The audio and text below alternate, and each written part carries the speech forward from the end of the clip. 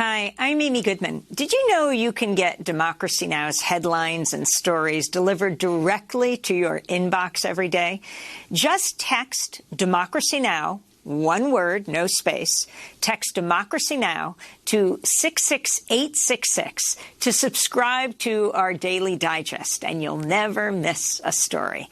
Once again, Democracy Now! One word to 66866. Thanks so much, and stay safe.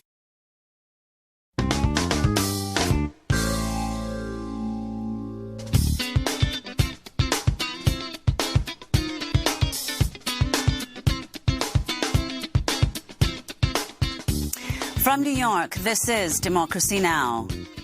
We're in urgent need of getting a port of safety as soon as possible.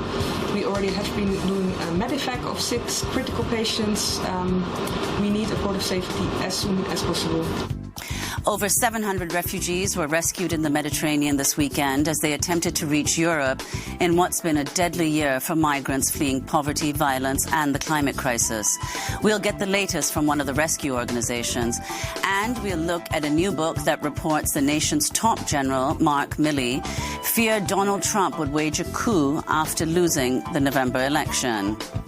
Those days became so much more harrowing, of course, after the election, when Milley saw parallels between Hitler and Trump and what Trump was saying, the misinformation he was spewing about election fraud. But he continued to try to be a bulwark, a safeguard in preventing what he thought could have been a coup by President Trump to stay in power. And we'll get the latest from occupied East Jerusalem, where the Israeli Supreme Court has offered to allow Palestinian residents of Sheikh Jarrah to avoid being forcibly evicted from their homes, but only if they begin paying rent to a Jewish settlement organization. All that and more coming up.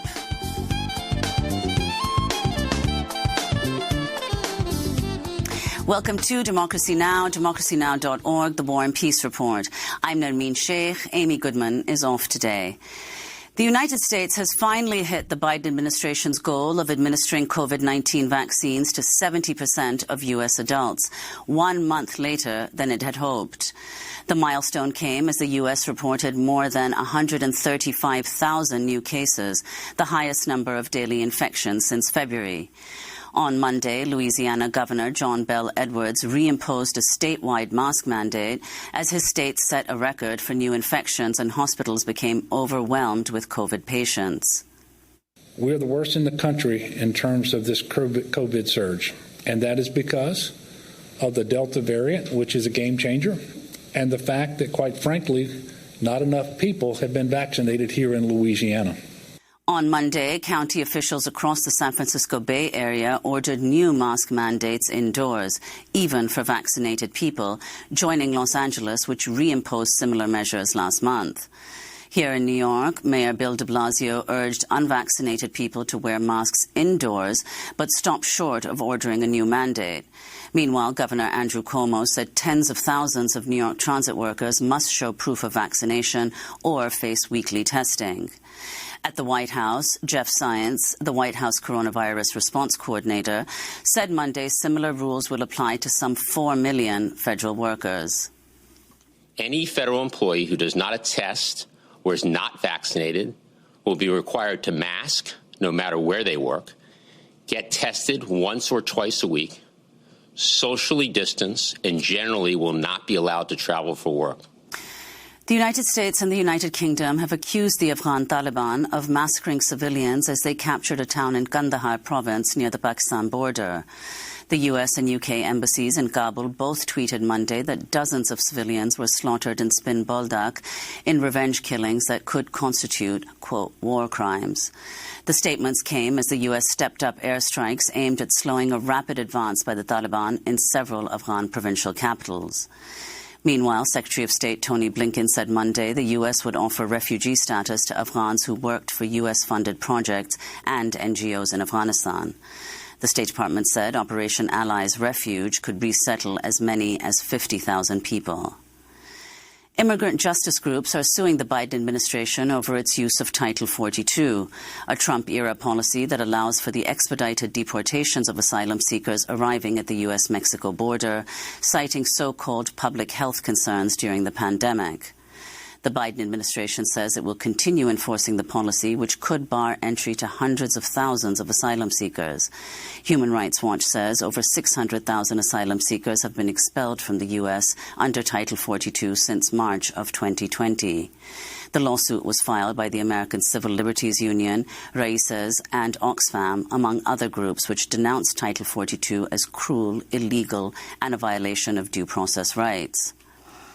In Texas, the Inspector General for the Department of Health and Human Services is launching an investigation into allegations of unsafe conditions at Fort Bliss, a former military base reopened by the Biden administration to detain thousands of unaccompanied migrant children. The probe comes after two whistleblowers last week warned about the dire and filthy conditions at the tent camp, saying children are also facing inadequate mental and health care. In Washington, D.C., President Biden and Democratic leaders faced backlash Monday from progressives who blasted them for allowing a federal moratorium on evictions to expire.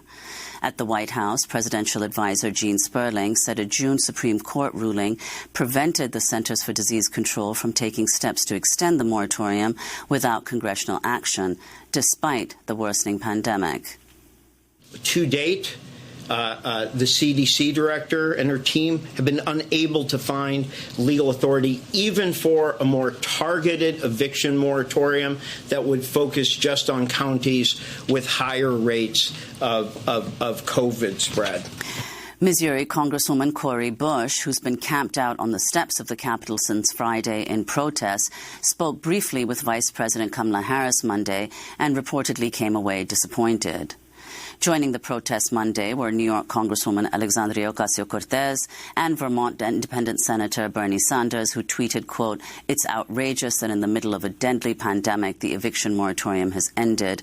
We cannot allow people to be thrown onto the streets," unquote. Elsewhere in Washington, police arrested at least 204 people Monday as they held a nonviolent civil disobedience protest demanding that Senate Democrats end the filibuster and enact voting rights legislation. Among those arrested were Reverend William Barber of the National Poor People's Campaign, along with his co-director, Reverend Liz Theoharis, and the longtime civil rights leader, Reverend Jesse Jackson. Meanwhile, a new study shows Democrats could lose control of the House next year thanks to Republican gerrymandering in the states of Georgia, Florida, North Carolina, and Texas. An analysis by the data firm Target Smart shows Republicans could win as many as 13 House seats simply by redrawing congressional districts in their favor. Republicans need just 5 seats to regain control of the House. A fourth Washington, D.C. area police officer who responded to the violent January 6th insurrection at the U.S. Capitol has died by suicide. D.C.'s Metropolitan Police Department says Officer Gunter Hashida was found dead in his home Thursday. Officers Howard Liebengood, Kyle DeFreitag, and Jeffrey Smith also took their own lives in the wake of the assault by a mob incited by then-President Trump. More than 100 officers were injured. A warning to our viewers, this headline contains graphic footage of police violence. In Florida, 5 Miami Beach police officers have been suspended from their jobs and criminally charged after they were filmed repeatedly kicking and body slamming a black man in handcuffs before brutally assaulting a bystander who filmed the incident. The bystander, 28-year-old Khalid Vaughn, had faced charges of impeding a police investigation and resisting arrest with violence, but those charges were dropped when video showed he posed no threat to the officers who assaulted him. New York Governor Andrew Cuomo was questioned for 11 hours by investigators from the State Attorney General's office looking into sexual harassment allegations against him. That's according to the New York Times, which reported the meeting took place in Cuomo's office last month. At least 10 women have accused Cuomo of sexual misconduct, prompting New York Attorney General Letitia James to launch a probe. Members of Cuomo's inner circle have also been interviewed by investigators. Israel's Supreme Court has deferred a ruling on the expulsion of 4 Palestinian families from their homes in the Sheikh Jarrah neighborhood of occupied East Jerusalem. The court instead offered the families a deal. They could stay in their homes for now if they begin paying rent to a Jewish settlement organization which claims ownership over the disputed properties. The Palestinian families rejected the deal, insisting they were the legal owners. The United Nations has described the planned evictions as a possible war crime. Later in the broadcast, we'll go to East Jerusalem for the latest. In climate news, Chinese officials say over 300 people were killed during record-shattering floods that devastated Henan province last month. That's more than triple the number previously reported. Elsewhere, the eastern Mediterranean is enduring a record heat wave, with massive wildfires continuing to spread across Turkey. Greece's Prime Minister warned Monday of the potential for rolling blackouts, with some forecasters predicting Europe could soon surpass its all-time high temperature record of 48 degrees Celsius or 118 degrees Fahrenheit. We are dealing with the worst heat wave since 1987. As you can imagine, the increased demand for electricity creates a significant burden on the system. In Minnesota, the Ginyu Collective is reporting at least 20 water protectors were brutally arrested over the weekend, including Indigenous lawyer and activist Tara Hauska, as resistance to the Enbridge Line 3 pipeline continues. Water protectors say state and local police used tear gas, rubber-coated bullets and pepper bullets and denied medical care to those held in jail. Some were reportedly held in solitary confinement. Hauska on Monday published photos of herself with bruises on her arms and several wounds from police rubber bullets. To see our interviews with Tara Hauska about resistance to the Line 3 pipeline, go to democracynow.org.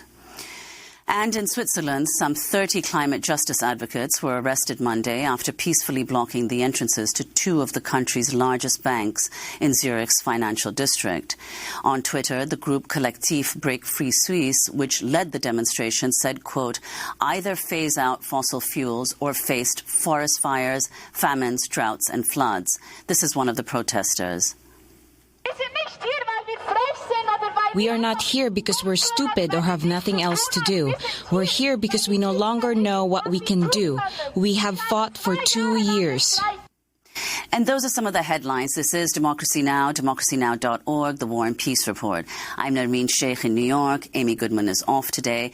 And I'm joined by Democracy Now! Co-host Juan Gonzalez in New Brunswick, New Jersey. Hi, Juan.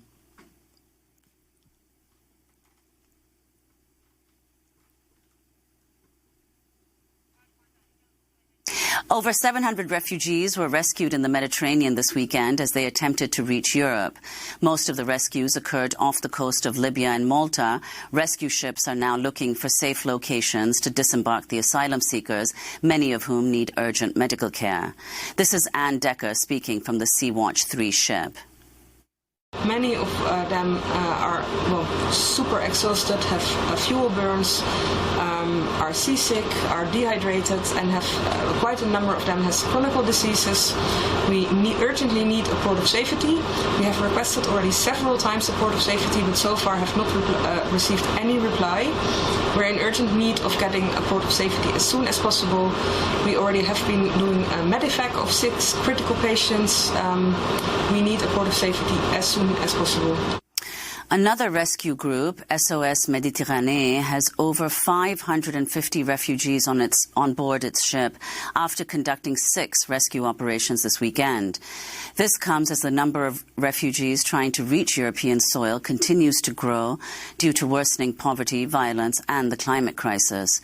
According to the United Nations, over 1,100 refugees have perished crossing the Mediterranean so far this year.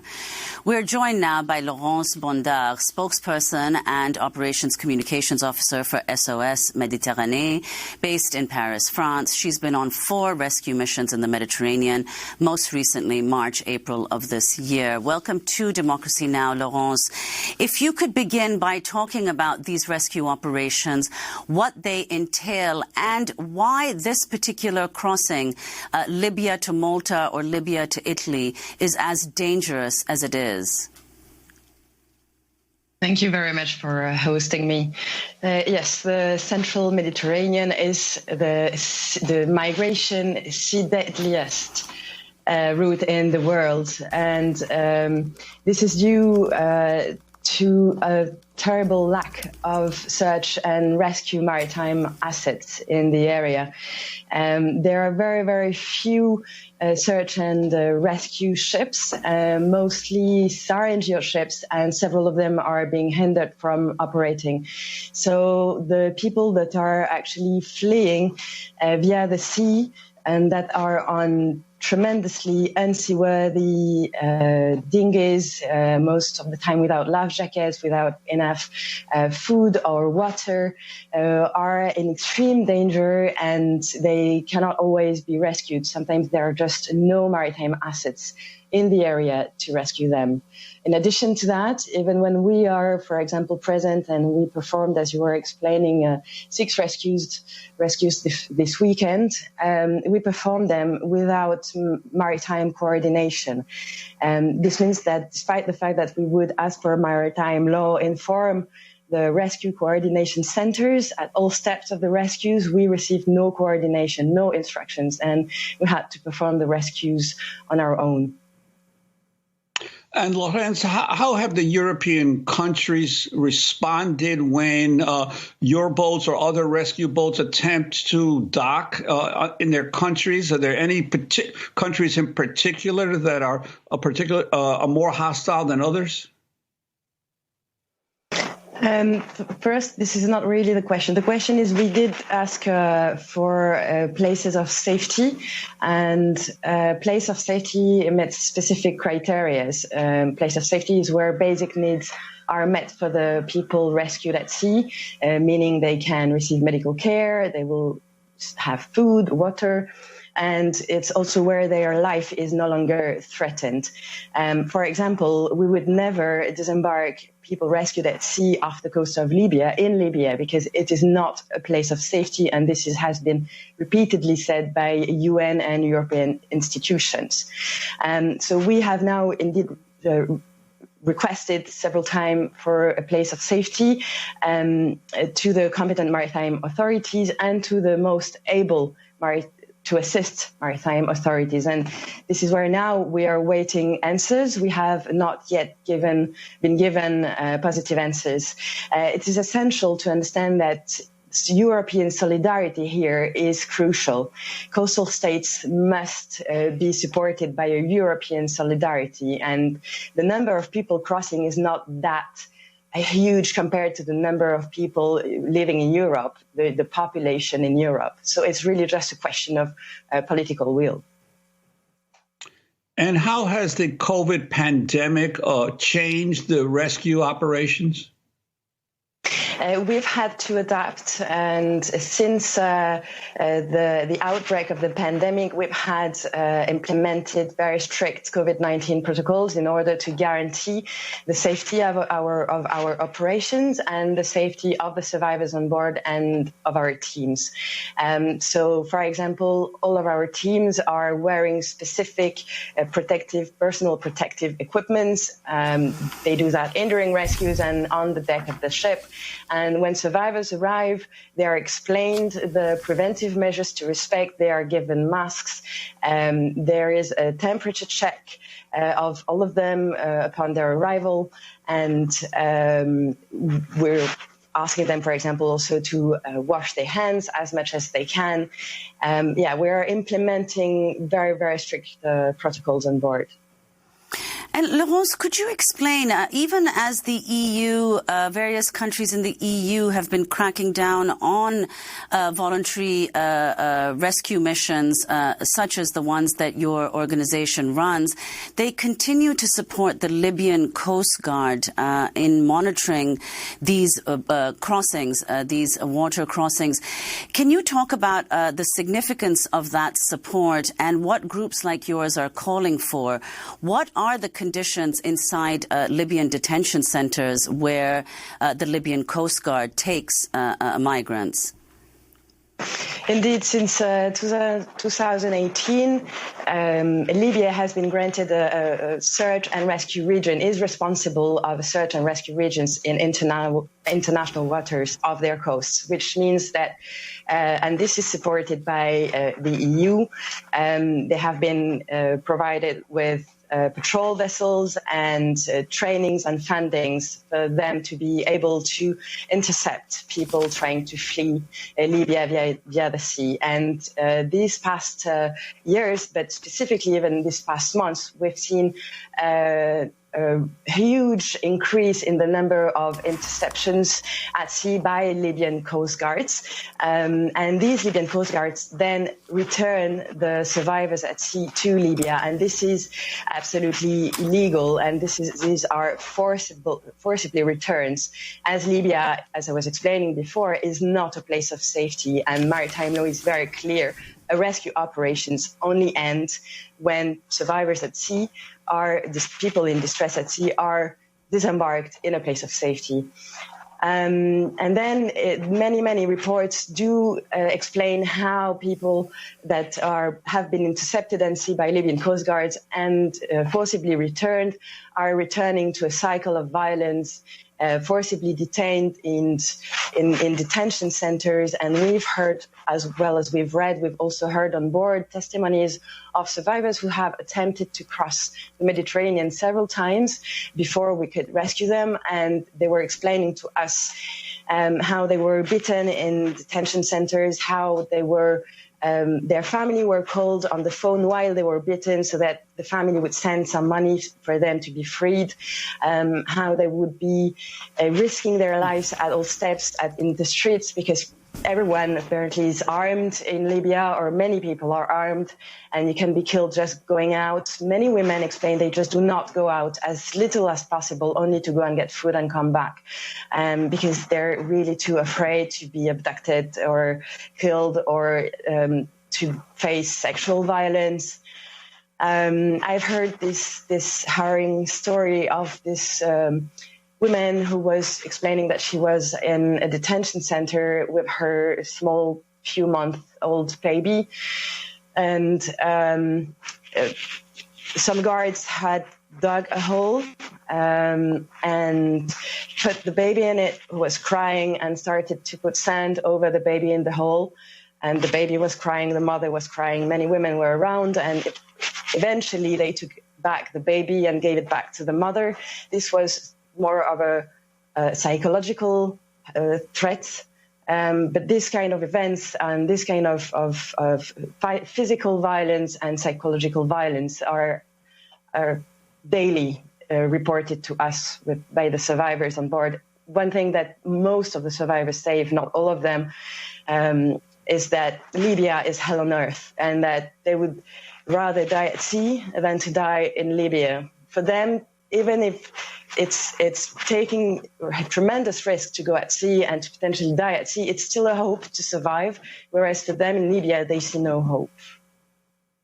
And Lawrence, I wanted to ask you, there have been over 1,100 refugees who have perished crossing through these dangerous sea routes just this year.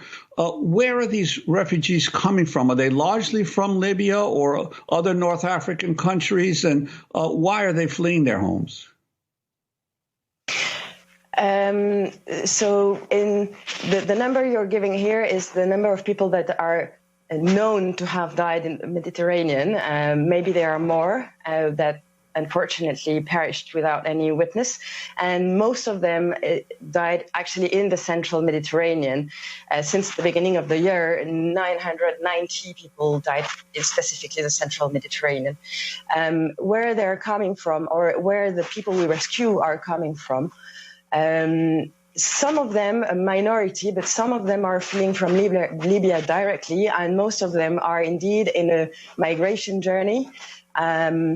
Currently on board, we have a majority of Bangladeshi people and Malian and Egyptian one, but we have 22 nationalities on board coming from West Africa and sub-Saharan countries of Africa, Nigeria, Eritrea, many countries. We also have few people currently on board that are coming from Yemen, from Syria.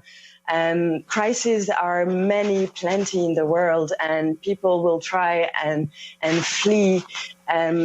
Then when they are what they call trapped in Libya, which is not always their will, some of them tell us that they were not originally willing to come to Libya, but just on the way were, for example, trying to go to Algeria and were abducted in their way. The taxi driver would not drive them to Algeria, but to Libya, and they would realize they're in Libya when they're in it. And then they explain that they had no way out. That's what I can say from what we see on board. Thank you so much, Laurence Bondard, spokesperson and Operations Communications Officer for SOS Méditerranée, based in Paris, France. She's been on 4 rescue missions in the Mediterranean, most recently March, April of this year. Next, we'll go to occupied East Jerusalem, where the Israeli Supreme Court has offered to allow Palestinian residents of Sheikh Jarrah to avoid being forcibly evicted from their homes, but only if they begin paying rent to a Jewish settlement organization. We'll speak with one of the residents of Sheikh Jarrah who's rejected the offer.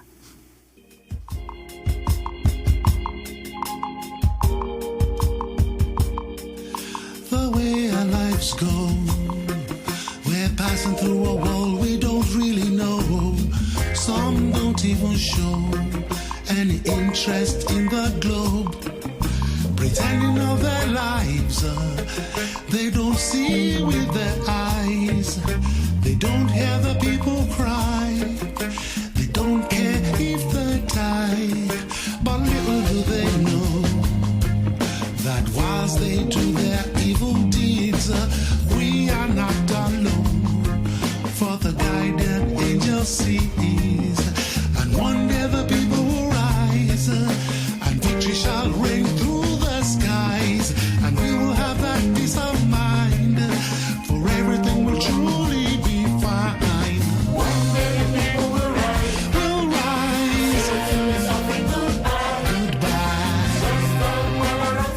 Not out of time, rise and shine.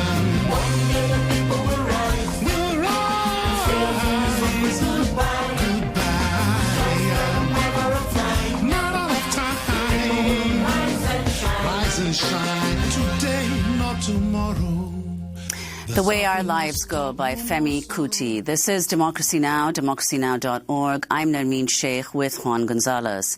We go now to occupied East Jerusalem in the neighborhood of Sheikh Jarrah, where Palestinian families are trying to block Jewish settlers from forcibly expelling them from their own homes. On Monday, the Israeli Supreme Court offered a deal to 4 of the Palestinian families facing eviction. They could stay in their homes for now if they begin paying rent to a Jewish settlement organization which claims ownership over the disputed properties. The Palestinian families rejected the deal, insisting they were the legal owners. The Israeli Supreme Court has not yet set a date for its final ruling. The United Nations has described the planned evictions as a possible war crime. UN Rights Office spokesperson Rupert Colville said in May, quote, "The occupying power cannot confiscate private property in occupied territories." Well, we're joined now by Mohammed Al-Kurd, a Palestinian writer and poet who's organizing to save his family's home in Sheikh Jarrah. He was in the courtroom on Monday. Welcome back to Democracy Now!, Mohammed. Could you describe what happened Monday in the court, what the proceedings were like, and what the response to the deal has been? Absolutely. Thank you. Thank you so much for having me. The court hearing at the Israeli Colonial Supreme Court was like any other hearing we've had, except for the massive amount of press outside the court hall. Essentially what happened is that we were in a courtroom that was speaking only in Hebrew, and we do not speak Hebrew. Most of us that live in Sheikh Jarrah do not speak Hebrew, so we were there playing a game of broken telephone, trying to decipher what is being said. But we understood that the Supreme Court is evading its responsibilities. The court is really aware of the international media pressure. They even explicitly made a remark about the media pressure. And so they wanted to reach a quote-unquote diplomatic solution. And so they're evading their responsibilities, pressuring us to reach a settlement with the settlers instead. Now, the way this is being reported or the way this is being conveyed might sound like a good deal, but what's happening here is that we would be living at the mercy of settlers, paying rent to live in our own homes, and dealing with all kinds of arbitrary policies. I personally don't love the idea of having a landlord, let alone having a settler landlord. And Mohammed, could you go a little bit for our listeners and viewers who don't know the story of the history of your home going back to 1956? And you wrote in an article in The Nation last summer that your grandmother, who was an icon of Palestinian resistance, was one of the original people who settled in that particular home. Yeah, absolutely. My grandmother was among 27 other families that were forcibly expelled from their homes in the 1948 Nakba upon the establishment of what is called the State of Israel on Palestinian lands through ethnic cleansing. And so they were made refugees, and they went from city to city, and they found themselves in Jerusalem. The United Nations, alongside the Jordanian government, decided to build Sheikh Jarrah, the units of Sheikh Jarrah, as a refugee project to house them. Unfortunately, both of these entities never fulfilled their promises of transferring the land ownership to the Palestinian refugees because of the Nakba in 1967, because of the war with the Israeli forces. And so in the 70s, you began seeing Israeli settler organizations largely registered in the United States and funded by private donors in the United States claiming our property. Now, to understand this, you have to understand the larger picture that almost every neighborhood in occupied Jerusalem is facing the same threat of NGOs, settler NGOs, that are fabricating documents and using an inherently biased judicial system, an inherently colonial judicial system to expel Palestinians. So you have a partnership here between the settler organizations and the state to expel Palestinians from Sheikh Jarrah. And this is exactly what's happened in Sheikh Jarrah since 1972.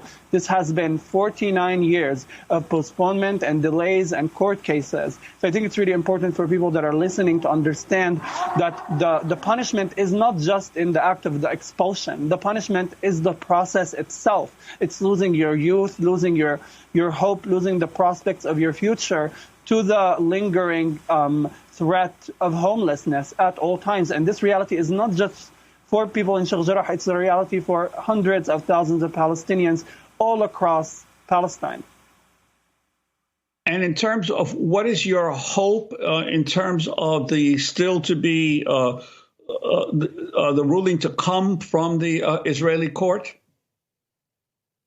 I would like to see the court make a ruling. I dare the court to make a ruling. You know, I know that these judges, these so-called justices, have been evading their responsibility of making a ruling because they have a reputation in the legal world. They have universities to go and give talks to Yale and Harvard, and they have places where they have to hold their head up high. But I would like them to make a ruling. Not that I ever expect that any ruling that would come from an Israeli court be in my favor or in the favor of Palestinians, because as we know, it is fundamentally colonial and biased against Palestinians. But I would like them to take their own actions. I am not going to settle. I am not going to compromise. I am not going to pay for my own dispossession. I would like them to confront the potential international ramifications for their actions.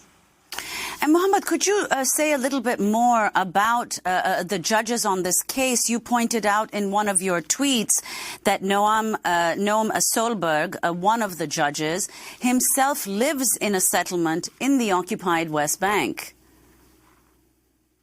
Yeah, I mean, he's also not the only one of the Supreme Court justices that live in internationally recognized occupied territories. This is a system that does not care about international law, that does not care about the way it looks. You know, this is the High Court of Justice. It's in the name. This is the High Court of Justice, and it is erected on the rubble of land stolen from Palestinians. This system, this entire system, can never be in favor of Palestinians, nor can it ever be able to deliver justice to Palestinians here in Jerusalem. And could you explain, Mohammed, the ongoing repression in Sheikh Jarrah as we speak, and the role of these settler organizations, in particular Nahalat Shimon, involved in this case? Absolutely. You know, Amy had me on here a month or two ago, and I was talking about a blockade, an illegal blockade where Israeli occupation forces blockaded our neighborhood and suppressed our children and tear gassed us and beat us with batons and threw skunk water at our homes. And this is very much still the reality. Just yesterday, we had to deal with a lot of Israeli occupation forces repressions in Sheikh Jarrah.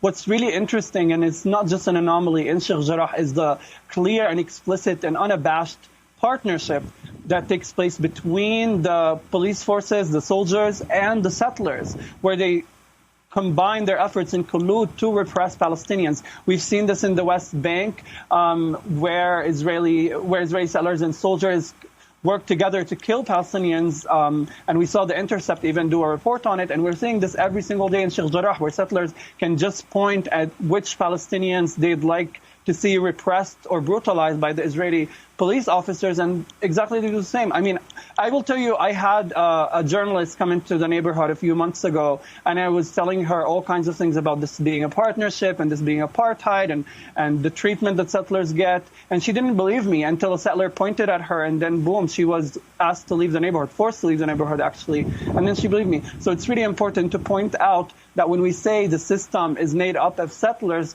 this manifests materially. This is a system built by settlers to expel Palestinians, and in every avenue it takes place, it's doing just that, serving settler supremacy, working to expel Palestinians. And Mohammed, you tweeted that while you were in the courtroom, Israeli soldiers stormed into homes in the neighborhood? Yes, while we were in the courtroom, the majority of the neighborhood actually went to the Supreme Court to support our families, and because we do this as a community, we do this as a neighborhood. And while we were outside, the Israeli forces raided 3 of our neighbors' homes. One of the homes actually is my friend's Murad Atiyah's. His aunt is disabled and she's elderly, and they did not care to wake her from her sleep. They did not care to disrupt her, to horrify her in her bedroom with, saying that there are rioters hiding. I'm wondering where the rioters could be.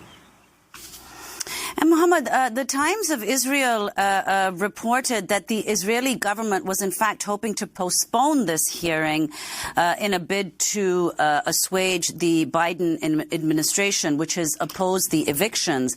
So your response to that, and also the fact that Israel's new Prime Minister, Naftali Bennett, is expected to arrive in the U.S. later this month for his first state visit and meeting with President Biden. What do you expect to happen during that meeting? I mean, it's really clear that Sheikh Jarrah and the battle against Israeli ethnic cleansing has won in terms of the international media landscape. We have won. The fact that there were over 100 journalists awaiting our return from the courtroom yesterday exemplifies that we have won. And so the Israeli government is terrified of taking action against the community here in Sheikh Jarrah. I say this, however, knowing that this is a regime that have behaved for decades and decades, for 7 decades, with such impunity, has massacred and murdered and stolen lands and annexed illegally for decades and decades, and did so with such impunity that I worry that international outrage or diplomatic concerns might not deter it from doing this. I, like everybody else, I watch this from my couch and I wait to see what happens. But I will say that the general sentiment in Sheikh Jarrah, alongside the anxiety and sleeplessness, is the fury that our fate, our destiny is in the hands of colonizers, is at the mercy of laws that were made by colonizers to serve colonizers. And Mohammed, very quickly before we conclude, you've said, and you've said again now, that you have no faith in the judicial process, but what you do have faith in is the kinds of protests that have happened all across the world. As you just said, that Sheikh Jarrah has already won. Could you talk about what you'd like to see happen on the streets from people across the EU and especially here in the U.S., the countries that have previously given unconditional support to the Israeli state?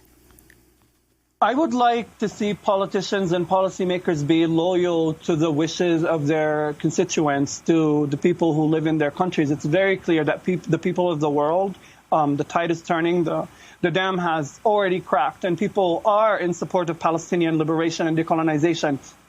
And it's just about time that this support manifests materially, that boycotts, divestments, and sanctions be implemented, that people take on to the streets and continue taking on to the streets, because this cannot sustain. This system of apartheid, of settler colonialism, of military occupation is just not sustainable. And the Israeli government must be stopped before the entire Palestinian population is wiped out. Thank you so much, Mohammed Al-Kurd, a writer and poet from Jerusalem in occupied Palestine, who's organizing to save his family's home in the Sheikh Jarrah neighborhood of Jerusalem. Up next, we speak with the authors of a new book that alleges the nation's top general, Mark Milley, feared Donald Trump would wage a coup after losing the November election. We'll be back in a minute.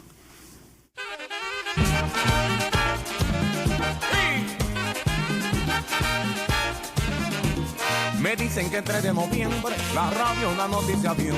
Me dicen que el 3 de noviembre la radio una noticia dio. Y así lo gritaba la gente, un merenguero bueno se murió. Y así lo gritaba la gente, un merenguero bueno se murió. Y San Pedro conmigo fue indiferente. Y llegando a la puerta me rechazó. Él me dijo, parece usted mala gente. Déjeme consultar eso con Dios.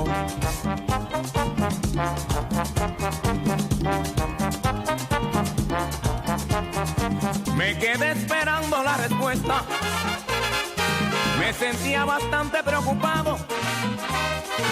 Y me dijo, aquí Dios no lo acepta, porque usted ha cometido muchos pecados. Me mandaron derecho con el diablo. Y tampoco me quiso abrir la puerta. Mire qué lío este.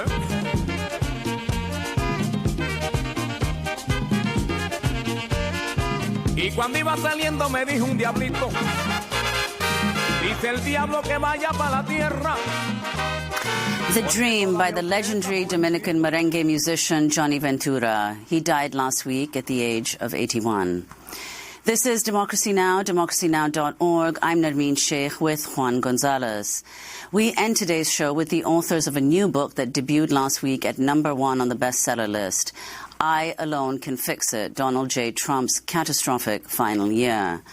The book is by two Washington Post reporters, White House Bureau Chief Philip Rucker and Carol Leonnig, a longtime investigative reporter.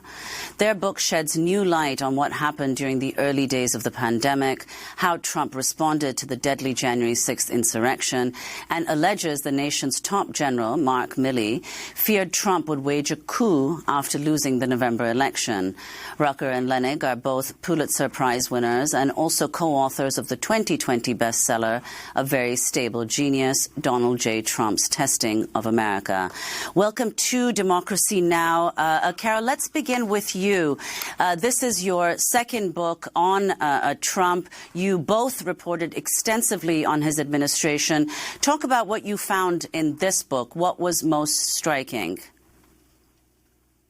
Yes, there were a lot of things that made our jaws drop to the ground, but I think that the most striking was just the degree to which people who wanted to serve Donald Trump, people who were ardent supporters in his White House, in his cabinet, in his administration, how much they were nearly in panic about the impulses of the president, the degree to which he was willing to put American lives in peril, and actually how much he was willing to risk the democracy, again, all for his short-term political gain, his own personal profit.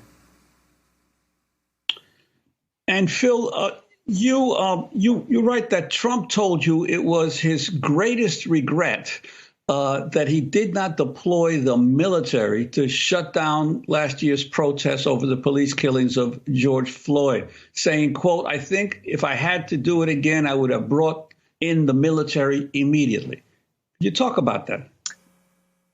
That's right. When Carol and I sat down with President Trump, former President Trump, earlier this spring for an interview, an extensive interview for this book, He said his only regret from that final year as president was how he handled the Black Lives Matter protests, and that he wished he had followed his impulse, his gut, to send in the military immediately into Portland and Seattle and Minneapolis, D.C., all these cities where demonstrations were taking place. He wanted to use active duty troops on the streets of America's cities to combat American protesters who were exercising their First Amendment rights. It was pretty chilling for us to hear him say that.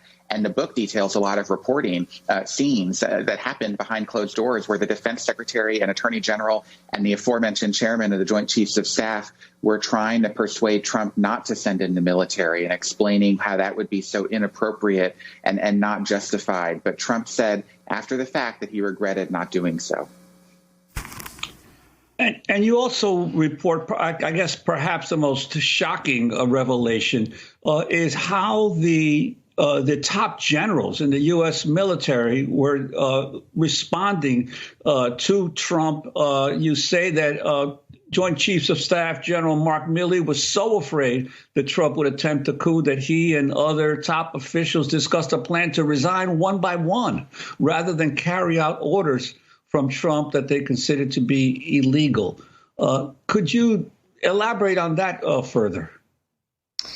You know, this was a very frightening moment for us to learn as well. Remember, we were covering this administration in real time. So we thought we did a pretty good job at the first draft of history for the Washington Post. And then when we excavated this time, we found out there was a lot more fear within the Pentagon. And at the highest levels, these were people who had been to combat multiple times, and yet they were quite worried about what Donald Trump might do. As Chairman Milley told confidants and colleagues, he became convinced that President Trump was trying to get his hands on the so-called guys with the guns, the agencies like the FBI, the CIA, and the Defense Department. And the military leaders that he worked with, the other Joint Chiefs, and he began meeting to talk about how would they block the president from something that was illegal or dangerous for the country, some sort of deployment of the military that they thought was wholly inappropriate. And their plan or their plot, their counterplot, was to essentially decide that they would resign one by one, a serial reverse Saturday night massacre, if you will. The idea being that each one of them had a legal duty to give the president their best military advice. And if he were to order something, each one of them would request a meeting whereby they could give him their advice and then resign. It's almost like in slow motion. Again, they were throwing their bodies in front of something dangerous. That was their plan. Well, Carol, I'd like to go to another facet of the last year of Trump's administration that you cover extensively in the book, beginning with this clip from your 2-hour interview with former President Trump, in which he refers to the, quote, loving crowd during the deadly January 6th insurrection. I would venture to say, I think it was the largest crowd I've ever spoken before. It went from that point, which is almost at the White House, to beyond the Washington Monument. It was, and wide. And but if you could have waited, and it was a loving crowd too, by the way. There was a lot of love. I've heard that from everybody. Many people have told me that was a loving crowd. When Capitol Police officers testified last week at the first hearing of a House committee investigating the deadly January 6th riots, Capitol Police Sergeant Aquino Gonell responded to Trump's comment. If that was Hudson Kissinger, we should all go to his house and do the same thing to him. To me, it's insulting, it's demoralizing, because everything that we did was to prevent everyone in the Capitol from getting hurt. And what he was doing, instead of sending the military, instead of sending the support or telling his people, his supporter, to stop this nonsense, he egged them to continue fighting.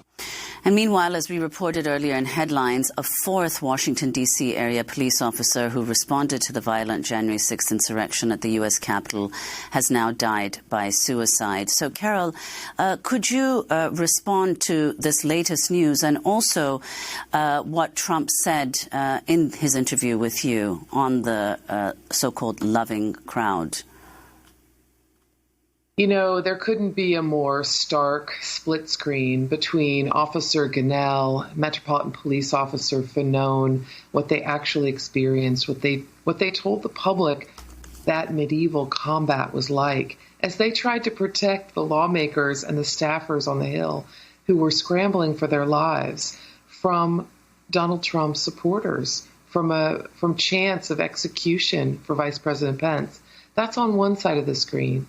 And on the other side of the screen is Donald Trump sitting down with Phil and with me in Mar-a-Lago and explaining that this was a loving crowd, that he was watching them on television, and he felt very supported by them, glad that they were going to stop the steal, that they were going to show their support for the fact that he believed the election was rigged, though there's no evidence for it, and they were going to help him stay in power. I thought that Officer Gunnell's remarks about the fact that he's still trying to recover from those hugs and kisses that Donald Trump told us the protesters were giving was really on the mark. There were no Capitol Police officers warmly ushering in these individuals, as President Trump, former President Trump, told Phil and me when we were visiting with him. There was no love. There was a threat of death. There were chants for hanging Mike Pence. There were officers who were screaming for their lives, and as Officer Fanone described, literally having a heart attack, having the wherewithal to call out to the people around him, please don't take my gun, please don't hurt me, I have children. Donald Trump was in a room watching television while that was happening. And Phil Rucker, you, the first section of your book deals with the President Trump's response to the biggest crisis of his presidency, clearly the COVID pandemic. And he told you that I think we did a great job on COVID and it hasn't been recognized. Could you talk about his paranoia on believing that the drug manufacturers actually tried to delay the COVID vaccine in order to hurt his election chances? Sure. You know, Trump seemed to think that all of his enemies, his perceived enemies, were out to get him during the COVID pandemic, in part because he saw the pandemic through the prism of his reelection chances. He thought he was on a glide path to winning a second term before COVID arrived, and that COVID spoiled his chances of winning the election last November. He had particular disdain for pharmaceutical companies, for drug makers, in part because of some tensions earlier in the administration between the industry and his administration. But during COVID, he thought that they were slow walking the development of a vaccine. He thought it was imperative that he have a vaccine or multiple vaccines developed, tested, and ready to be distributed before Election Day so that he could get political credit for that.